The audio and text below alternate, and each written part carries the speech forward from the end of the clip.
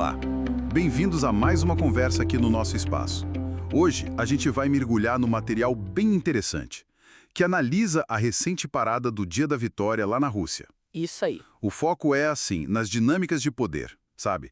Putin, Xi Jinping, a guerra na Ucrânia e o que pode rolar nas negociações internacionais, com um olho especial nos Estados Unidos e, claro, no Trump. Exatamente. A base para nossa conversa é uma análise bem detalhada que a gente viu em vídeo e que destrincha esses eventos todos. Certo. E a ideia é tirar o suco disso, né? Tipo, qual é a percepção atual sobre a Rússia? Como está essa relação com a China? E quais os próximos passos na guerra, nas negociações? Tudo segundo essa fonte que a gente está analisando. Perfeito. Então vamos começar pela parada mesmo. O material que a gente viu descreve um clima tenso, né? Em volta do Putin. Fala até em 200 snipers. 200 é um número. E o mais óbvio, a exibição militar foi bem menor que normal. Bem menor. Como é que a gente lê isso? Pois é, e tem um ponto que a análise destaca muito, que é uma frase atribuída ao Lukashenko, o líder de Belarus. Ah, sim. Ele teria dito algo como: claro, teve pouco equipamento hoje, mas o equipamento está todo na guerra. E a interpretação da fonte é que isso foi tipo uma forma de diminuir o Putin. Quase uma humilhação ali, em público, né? Um sinal claro das dificuldades militares russas. A parada foi chamada de fraquinha na análise. E ainda tem a informação, segundo a fonte, de que a Ucrânia teria conseguido destruir várias aeronaves russas, dias antes, caças que iam participar. Sim, mencionam Su, MiG, abatidos ali por volta de 7 de maio. Isso conecta com outra coisa que a análise levanta. Que seria? A ideia de que a indústria de defesa russa pode ter, assim, chegado no limite, sabe? A produção tá no talo, os salários não sobem, falta gente para trabalhar. Entendi. O material sugere que esse setor, e talvez a economia russa no geral, já está numa desaceleração, ou até, quem sabe, entrando em recessão. E tem um contraste que a análise aponta que é chocante, né? Veteranos recebendo, tipo, ração enlatada e cobertor, Pois é. mesmo com trilhões supostamente gastos na guerra. E, do outro lado, Putin e a cúpula num banquete com carne de cervo. Exato. A fonte usa essa imagem para falar sobre prioridades, né? Uma visão bem crítica. Agora, vamos para um ponto que essa análise martela bastante, a inversão de poder lá em Moscou. O material sugere que o Xi Jinping não era só um convidado. Não mesmo. Ele era, tipo, o centro das atenções. A expressão usada foi forte. Papai X chegou. E conectando isso, né, a interpretação que a fonte apresenta é que a Rússia ficou, extremamente dependente da China. A análise fala em 100% dependência. 100% é muito. E argumenta que as decisões-chave sobre a guerra agora são tomadas em Pequim, não mais em Moscou. E os outros líderes que estavam lá, Cazaquistão, Belarus, até o Maduro foi mencionado. Segundo essa visão, a motivação principal deles era encontrar o Xi, não o Putin. A oportunidade era falar com o líder chinês. E tem um detalhe de comportamento que a fonte nota.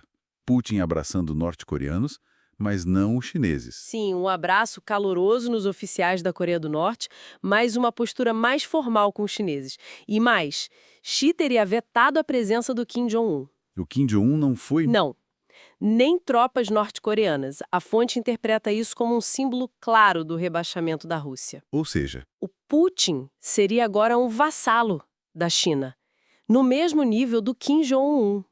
A análise chega a dizer que ele desceu ao nível da Coreia do Norte, um parasita da economia chinesa. nossa, pesado. E que o Xi não queria o constrangimento de ter o Kim ali, atrapalhando talvez as conversas futuras com os americanos, né? Faz sentido nessa lógica. E tem aquela declaração conjunta, né? Rússia, China, falando em aprofundar cooperação, militar inclusive. Sim, para combater a influência dos Estados Unidos, buscar uma nova ordem mundial, aquele discurso de frente unida. Tá. E falando em negociações, eu e China, o material discute conversas futuras em Genebra. Isso. Conversas importantes entre autoridades dos dois países e a pauta seria gigante. Tipo, Guerra Rússia-Ucrânia, claro, mas também Irã-Israel, Taiwan, economia, tarifas, o futuro da Europa e até o que fazer com o Putin ou sem ele. Um pacotão mesmo. um pacote completo. Isso se liga com aquela história da trégua de 30 dias do Trump. Sim, atribuída a ele. E a notícia de cumprimentos trocados entre Trump e Putin através do Ushakov, assessor do Putin. Mas a análise nota uma coisa. Cadê os americanos na parada? Tipo Marco Rubio, a propaganda russa falou que ele ia, mas... Não foi. Exato. A fonte destaca essa ausência. E menciona também um suposto plano original do Trump. Ah, sim. A ideia seria tentar separar a Rússia da China, Como? oferecendo um monte de coisa para a Rússia. Fim de sanção, devolver dinheiro congelado, acordo de gás, petróleo, discutir a Ucrânia. Mas, segundo a fonte, o Putin teria rejeitado na hora. Rejeitado. Interessante. E aí a análise faz uma leitura da visita recente do Xi a Moscou. Talvez como um sinal de que o Putin estaria mais inclinado a largar essas conversas com o Trump.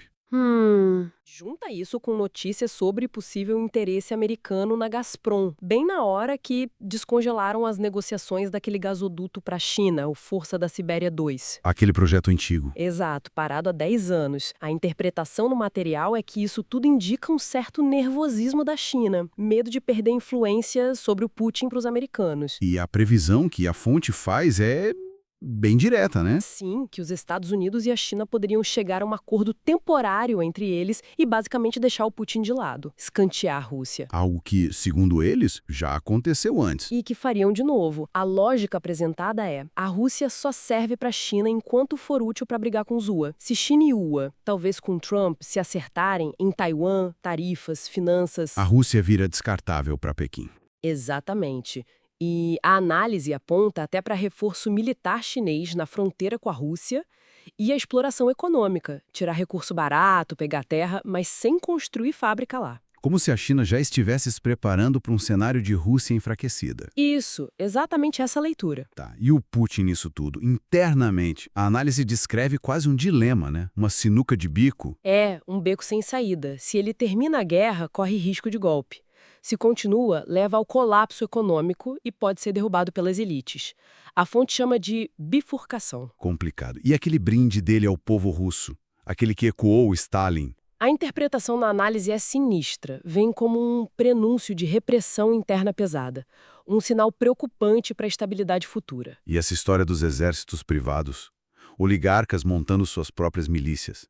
Setin, Kadyrov, os irmãos Kovalchuk, Rotenberg. Então, a análise argumenta que isso não é para proteger o Putin, não. Não. Para quê, então? Para eles se protegerem seus próprios negócios, seus ativos, se preparando para uma briga interna por poder e recursos quando a guerra acabar ou se o Putin sair. Uma disputa interna? Sim, a fonte usa um termo russo, peredel, que significa tipo uma redistribuição, um redirecionamento, e alerta que pode ser algo bem violento, mais sangrento que nos anos 90, diz a análise. Uau! Pesado? E aquela menção do Putin a sucessores, num documentário, aquele do refrigerador e kefir? A fonte não vê isso como um plano de sucessão real, não, pelo contrário. Vê como? Como um sinal de medo e de que ele pretende ficar no poder até o fim. A figura central do filme, ironicamente, seria o refrigerador, uma referência a um meme antigo sobre o Putin e um possível sósia. Que coisa. E a suposta pressa de gente como Kadyrov e Lukashenko para mandar dinheiro para fora. Arábia Saudita, Emirados Árabes. É visto como um sinal. O Kadyrov, que a fonte descreve como tendo um faro político, estaria comprando imóvel lá fora. Indicando que eles sentem a instabilidade, que o regime talvez não seja tão sólido assim. Exatamente essa leitura. Sentem que o chão pode tremer. E sobre aquele ataque em Belgorod, perto da parada? A análise levanta a hipótese de ter sido uma provocação interna russa mesmo, talvez adiada para não atrapalhar a festa com os convidados internacionais. Uma provocação interna. É uma das especulações. E que outros ataques na Chechênia, antes disso, poderiam ser recados das forças de segurança russas para o Kadyrov, lembrando que ele tem histórico de atrito com essa gente. Entendi. Bom, vamos virar a chave para os Estados Unidos um pouco. O material cita o J.D. Vance, né? Um senador próximo do Trump. Sim, falando que as exigências russas nas negociações estavam muito altas. E um comentário meio vago do Trump sobre decisões a serem tomadas. E as propostas de sanções do Lindsey Graham também são mencionadas. A análise sugere que a equipe do Trump talvez esteja meio frustrada. por não ter conseguido um acordo fácil com Putin e Xi. É uma leitura. E tem uma interpretação de que o Trump talvez tenha um receio pessoal do Putin. Por isso ele insiste tanto em boas relações. Sabe aquele ditado, quem tem medo fala muito em amizade? Interessante. E mencionam o Scott Bessent, cotado para secretário do Tesouro do Trump. Sim, ele chamou Putin de criminoso de guerra, mas logo depois deu uma recuada falando que precisa negociar, citando o Japão pós-guerra. A análise vê isso como um jogo de cintura, né? Se alinhando ao possível chefe. Flexibilidade. Aham. E tem um acordo EU-Ucrânia sobre metais de terras raras. Sim, elementos super importantes para a tecnologia. A fonte vê a aprovação disso pela Ucrânia como um passo que legitima o país e pode até, digamos, agradar o Trump, dar a ele a sensação de estar fazendo negócio. E especulação de que o Trump queria falar com Zelensky antes da parada russa? Pra quê? Para pedir calma, talvez, evitar ataques ucranianos que pudessem constranger o Putin ou atrapalhar algum processo de paz que ele imaginasse. Tipo, não faz bagunça na Praça Vermelha agora. Entendi. E contrastam essa visão do Trump de que os drones ucranianos são só um incômodo? Com a realidade da guerra, né? Que o impacto é bem maior. E a análise crítica também o foco do Trump só no fim da guerra na Europa, 8 de maio, ignorando a guerra no Pacífico. Que acabou depois em setembro? Exato. Seria um desrespeito aos veteranos americanos que lutaram contra o Japão, segundo a fonte. Olha que observação curiosa no final da análise. Que a visita do Xi a Moscou talvez nem prejudique tanto ele com a Europa. Por quê? Porque a própria Europa estaria meio desconfiada dos Estados Unidos com o Trump. E aí talvez vejam a China como um parceiro mais estável, ou pelo menos previsível, nesse momento. Uma inversão interessante.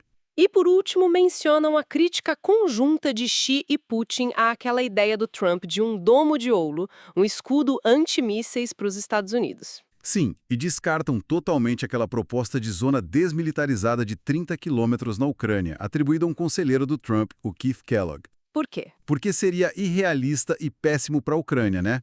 Exigiria que eles cedessem território já fortificado. Certo. Então, resumindo o que essa análise toda nos trouxe, um retrato de uma Rússia que parece enfraquecida, cada vez mais dependente da China, com Xi ganhando muito espaço. E aquele ponto sobre a elite russa, né? Kadyrov, Lukashenko mandando dinheiro para fora, oligarcas com exércitos particulares. Isso deixa uma pergunta no ar, né? Com certeza. Se esse cenário que a fonte descreve realmente acontecer e o regime russo enfraquecer de repente, como seria o dia seguinte lá dentro? Com toda essa preparação para uma disputa interna pelo poder. Exato. O que essas movimentações todas nos dizem sobre como a própria elite russa vê a estabilidade do regime por dentro? É algo para a gente continuar pensando.